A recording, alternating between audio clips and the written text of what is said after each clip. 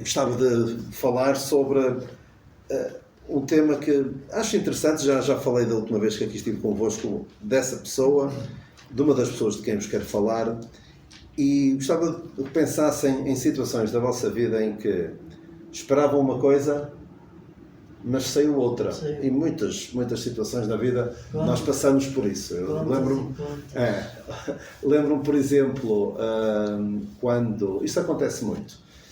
Quando se compra alguma coisa online, ou seja, pela internet, vê-se o produto, a aparência do produto, mas quando chega à casa a coisa é outra e uma pessoa... Nada a ver. Exatamente. Uma pessoa até fica desanimada, e já houve situações, nomeadamente com livros, em que eu encomendo porque parece-me interessante e mal começo, basta-me folhear e percebo logo, não é o que eu esperava. Nem é preciso estar a ler, não era nada disso que eu esperava. Pensava que era uma coisa, a capa era bonita, o nome também, e costuma-se dizer não se deve julgar um livro pela capa, para o bem e para o mal. Isto até tem um termo em inglês que é buyer's remorse, ou seja, remorsos de comprador, que compra uma coisa e fica logo com a sensação de que não era aquilo que esperava. E o pecado, por exemplo, também tem uma expectativa. Nós podemos pensar, Adão e Eva tinha uma expectativa em relação ao fruto que não era aquilo que ela esperava. Mas eu quero falar-vos em particular de duas pessoas, dois bons exemplos de pessoas que esperavam uma coisa e tiveram outra, mas a história até acabou bem. Uma delas não acabou assim tão bem, mas acabou bem. Ele diz que acabou bem. Vamos ver quem é. A primeira pessoa, falei-vos da última vez, falei-vos do Naamã. O Naamã era um general sírio que estava doente com lepra e que ele lá arranjou maneira, a história é um bocadinho mais complicada, mas arranjou maneira de ir ter com o profeta Eliseu. O Eliseu soube que ele estava doente, se ele não interviesse, aquilo ainda era capaz de dar problemas, uma crise diplomática entre Israel e a Síria, e então ele disse no versículo 8 de 2º livro dos Reis, capítulo 5, 2º livro dos Reis 5:8, diz Eliseu: ouvindo Eliseu, o homem de Deus, que o rei de Israel rasgara as suas vestes, mandou dizer ao rei: por que rasgaste as vestes? Deixa ouvir a mim e saberá que há profeta em Israel. E Naamã foi com os seus cavalos e com o seu carro e parou à porta da casa de Eliseu. Então Eliseu lhe enviou um mensageiro dizendo: vai e lava-te 7 vezes no Jordão, a tua carne será restaurada e ficarás purificado. Porém Naamã se retirou indignado, dizendo: eis que eu dizia comigo, certamente ele sairá e se porá em pé, invocará o nome do Senhor, seu Deus, passará a mão sobre o lugar e restaurará o leproso. Não são porventura Abana e Farfar, rios de Damasco, melhores do que todas as águas de Israel? Não me poderia eu lavar neles e se ficar purificado? E partiu indignado dali. Então chegaram-se os seus servos e lhe disseram: meu pai, se o profeta te tivesse pedido alguma coisa difícil, porventura não a farias? Quanto mais se ele apenas diz: lava-te e serás purificado. Então ele desceu e mergulhou no Jordão 7 vezes, conforme a palavra do homem de Deus, e a sua carne tornou-se como a do menino e ficou purificado. Ora bem, nós temos aqui um homem que já tinha uma expectativa em relação ao que ia acontecer. Não é?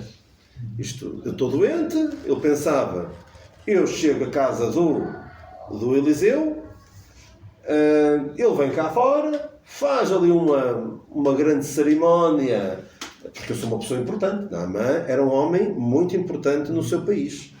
E diz que era um homem valoroso, porém leproso. Não é? E eu pensava que ele ia fazer ali uma grande cerimónia, porque é isso que ele estava habituado na religião de pagã que ele tinha, dos seus deuses. Esperava isso. Que lhe dessem importância, que lhe fizessem uma grande cerimónia e certamente ele sairá, se porá em pé, ou seja, pôr-se em pé perante a pessoa que chega. Até é uma desonra quase, chega alguém uma pessoa importante, se entrasse aqui, bastava ser o Presidente da Câmara, nós soubéssemos quem era, nós levantávamos, ou quanto mais se fosse uma personagem muito importante, nós levantamos, é um sinal de respeito para com a pessoa que chega. Certamente ele sairá, se porá em pé, invocará o nome do Senhor seu Deus, lá está o ritual religioso, passará a mão sobre o lugar, ou seja, também uma parte de uma certa liturgia, de uma certa como é que é dizer, uma certa prática religiosa que se pudesse fazer, e restaurará o leproso. Ele já tinha o filme todo feito, já desde que ele veio, a viagem que ele fez, não sei se desde a Síria até Israel, ou desde o palácio do rei até ali, ele vinha já a imaginar, porque é natural que nós imaginemos como é que as coisas vão ser.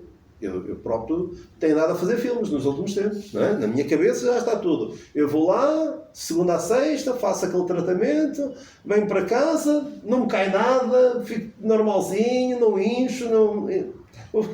Mas isto é um filme que eu faço na minha cabeça, mas provavelmente não vai ser assim. Posso pensar em outro caso, não é? Exatamente, posso ter uma visão mais pessimista, mas o filme que eu traço na minha cabeça é um. Mas não tenho a certeza que é assim. Porque Deus o que o profeta faz é completamente o contrário. Primeiro, nem saiu, não se pôs em pé, nem houve ali aquele ritual religioso. Ou só, vai, lava-te no Rio Jordão e ficarás purificado. E... Como? O ego dele, Exatamente. Eu pensava que era o maior, estava habituado, porque este tipo de pessoas estão habituados a que toda a gente lhe preste uma certa vassalagem, que lhe preste respeito, lhe tenha um respeito, e isto foi uma atitude bastante desrespeitosa por parte de Eliseu, do ponto de vista humano. Mas eu lembro-me havia uma série que é muito famosa, que era o Dr. House, o médico, que tinha uns jeitos muito brutos. Era muito bruto na maneira de falar e tal, muito... Até incomodava, era muito sarcástico.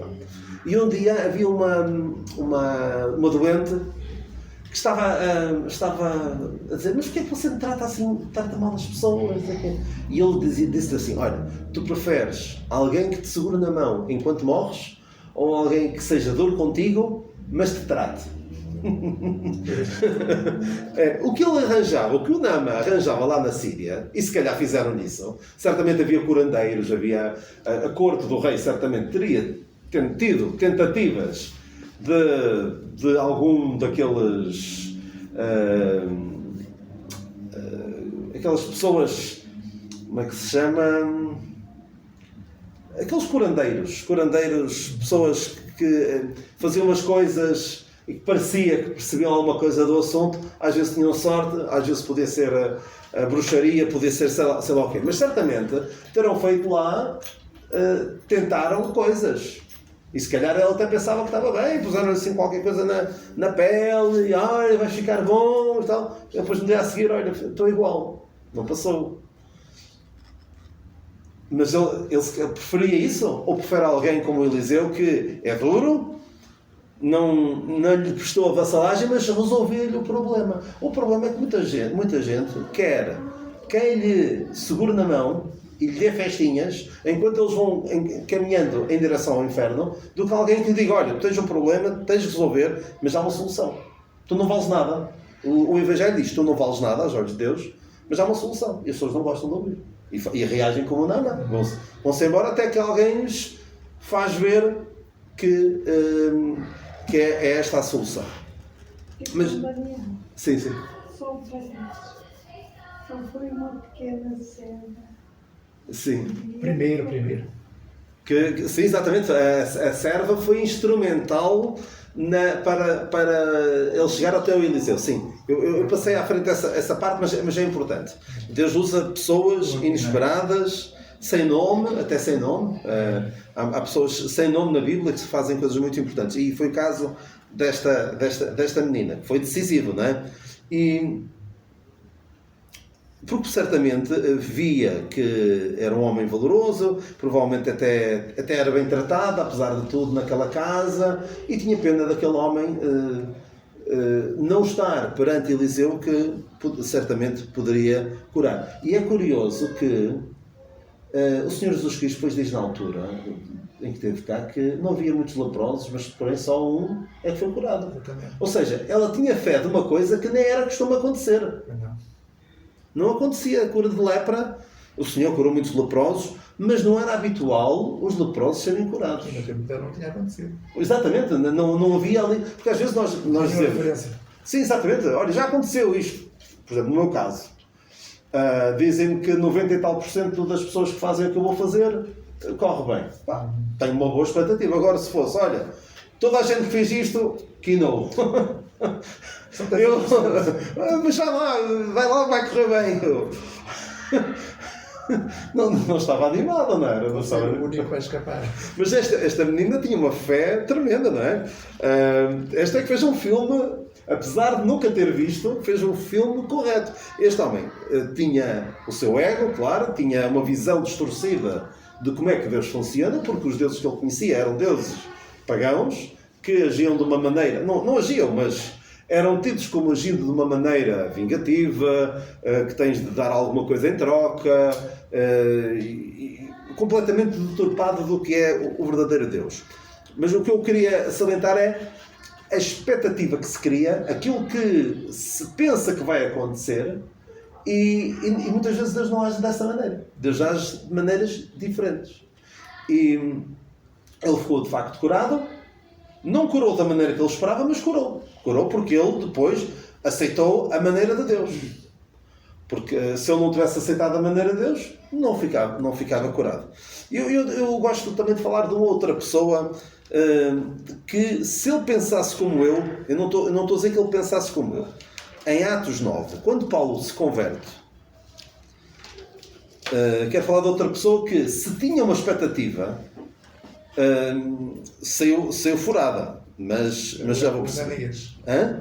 O que Deus diz a Ananias. Deus diz a Ananias, quando Paulo se converte, e o Ananias estava lá em Damasco, e o Senhor apareceu a Ananias e disse: Ananias, vai à casa, à rua direita, não é? E eis que ele está orando à casa de... Acho que é Judas. Deixa-me ver... Acho que é Judas, não é? Exatamente. A casa de Judas, exatamente. Há um homem chamado Saulo e eis que ele está orando. E ele fica muito preocupado porque ele disse ao Senhor: mas ele anda a matar os teus santos em Jerusalém.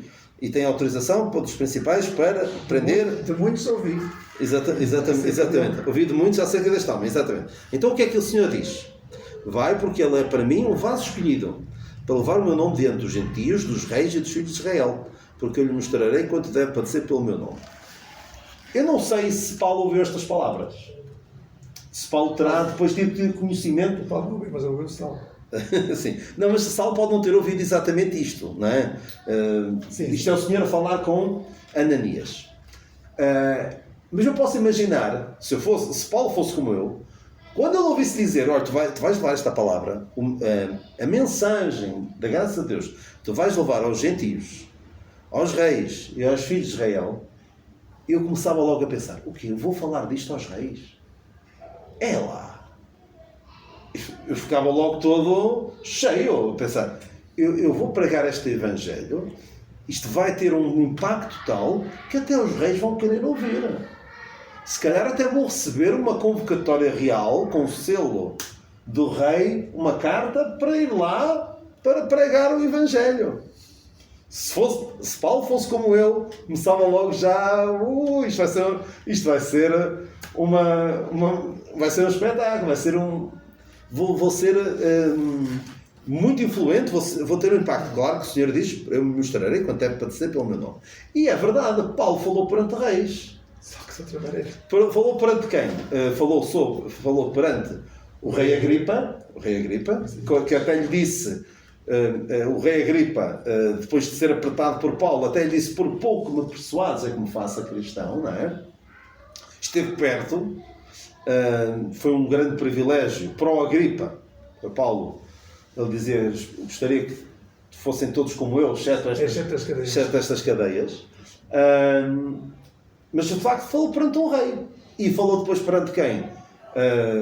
Félix, o governador Félix, e o Festo. Exatamente, perante 2 governadores que mantiveram preso, um deles para agradar os judeus, o outro espavorido disse: vai que eu depois, tendo a oportunidade, falo contigo. Ou seja, ele levou esta mensagem perante pessoas muito importantes. E aquelas pessoas que da corte terão ouvido, algumas terão sido convencidas, porque realmente percebiam que havia ali uma mensagem diferente, havia um homem preso, um homem com poder, não só da oratória, mas de poder do Espírito Santo e da Palavra de Deus. De facto, algumas pessoas creram. E depois ainda foi a outro sítio. Ele foi até ao palácio do imperador. Se dissesse a Paulo nesta altura: olha, tu um dia vais até ao palácio do imperador de Roma, vais falar disto. Ele: espetáculo, não é? E falou, de facto. Ele foi até à prisão de Roma. Ele, quando escreve as cartas a Timóteo, aos Efésios, Colossenses e outras, Filipenses, exatamente, ele escreve do palácio, mas não do sítio que, não dos melhores, não os com melhor vista, não é? Mas num dos quartos com melhor vista, mas na prisão. Mas era o melhor lugar para ele pregar. Exatamente. E ele diz que as minhas prisões foram manifestas por toda a guarda pretoriana, aquelas coisas que me aconteceram contribuíram para o maior proveito do Evangelho, e fala também aos Filipenses, não, os da casa, saudam a casa de César, os Filipenses, sim, saudam a casa de César, ou seja, houve ali um impacto, não da maneira que ele esperava, não da maneira que eu esperaria se tivesse ouvido aquilo. Mas Paulo, no início, talvez pensasse que as coisas iam ser de uma maneira, mas aos poucos foi percebendo, o Espírito me mostra de cidade em cidade, não é? Revela. Vai revelando. Ou seja, ele foi percebendo aos poucos que as coisas iam correr mal do ponto de vista humano. Eu lhe mostrarei, não é para mostrar. Exatamente. Porque, por exemplo, Paulo, quando escreve a primeira carta aos Tessalonicenses, até pensava que o Senhor vinha no seu tempo de vida, nós, os ficarmos vivos, dá a entender que ele esperava